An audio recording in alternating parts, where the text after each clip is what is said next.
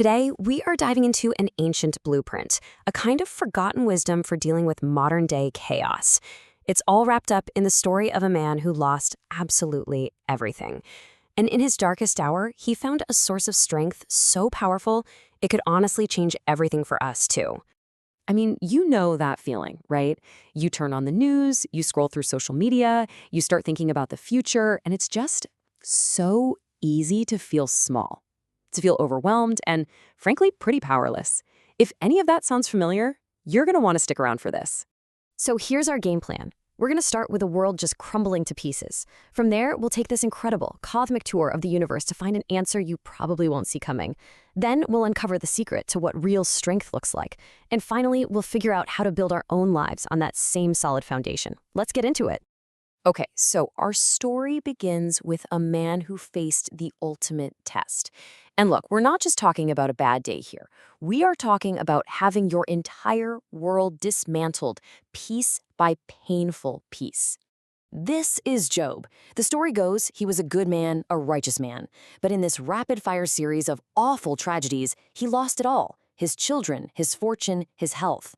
And after sitting in that suffering for a while, Job did something, well, pretty remarkable. He didn't just quietly take it, no. He called out to the heavens and he demanded an explanation from the creator of the universe itself. And here's the crazy part. God answered him, but not in the way anyone, especially Job, expected. Instead of giving him some neat, tidy reason for all the pain, God responded by taking him on this whirlwind tour of all of creation.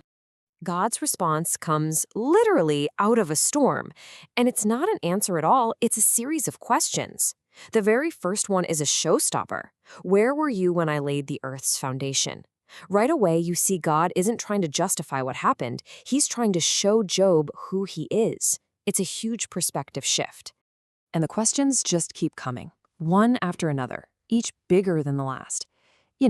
Have you ever commanded the sunrise? Do you know where I keep the storehouses of snow? Can you tame lightning? And of course, the answer to every single one is a big fat no.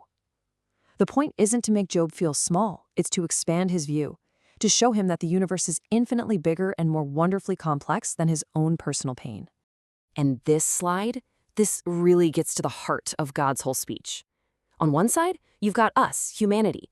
We can't even make it not rain on our day off, let alone command the dawn. On the other side, you have what the Bible calls God's sovereignty, his complete and total authority over, well, everything. See, the point of this whole cosmic tour wasn't to answer Job's why me. It was to get him to trust the one holding the entire universe together. When you're faced with that kind of scale, your own problems don't disappear, but they sure do look different. So this incredible tour of the universe, it sparks this profound change deep inside of Job. And this right here, this is where we find the secret to real, lasting strength. It's not about getting the answers you demand. It's about completely changing how you see. Job's whole mindset just flips. First, he gets humble. He flat out admits his own ignorance, saying, I spoke of things I did not understand. He stops arguing. Second, he submits. He acknowledges that God's plan is perfect and it can't be stopped. But it's this final step, this third step, that changes everything. He moves beyond just knowing about God. This is the climax of his story. Job says, my ears had heard of you, but now my eyes have seen you. Think about that.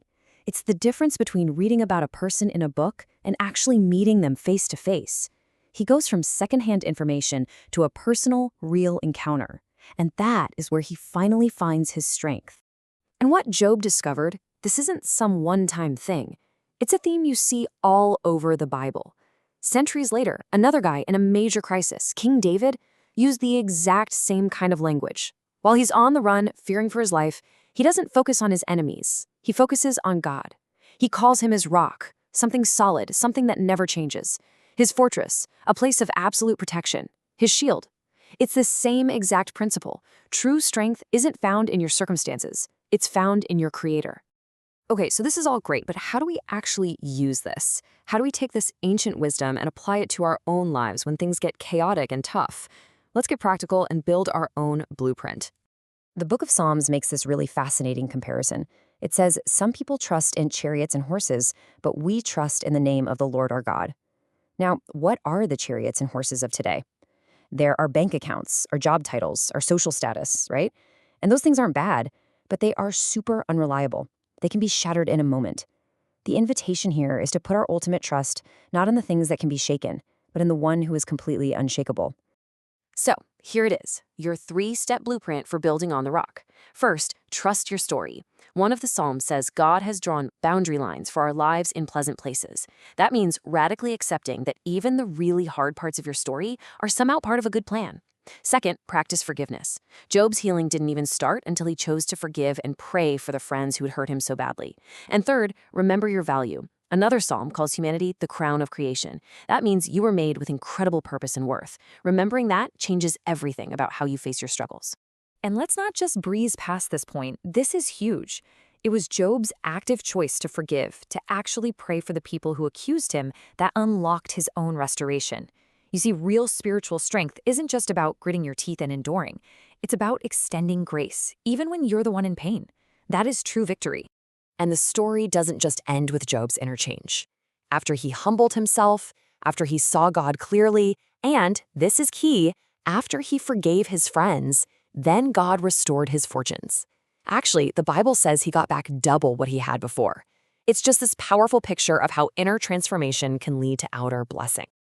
So, it all comes back to us, doesn't it? The question for you, for me, is what are the chariots and horses that you're relying on today for your security, for your strength? Is it your career, your savings account, your reputation?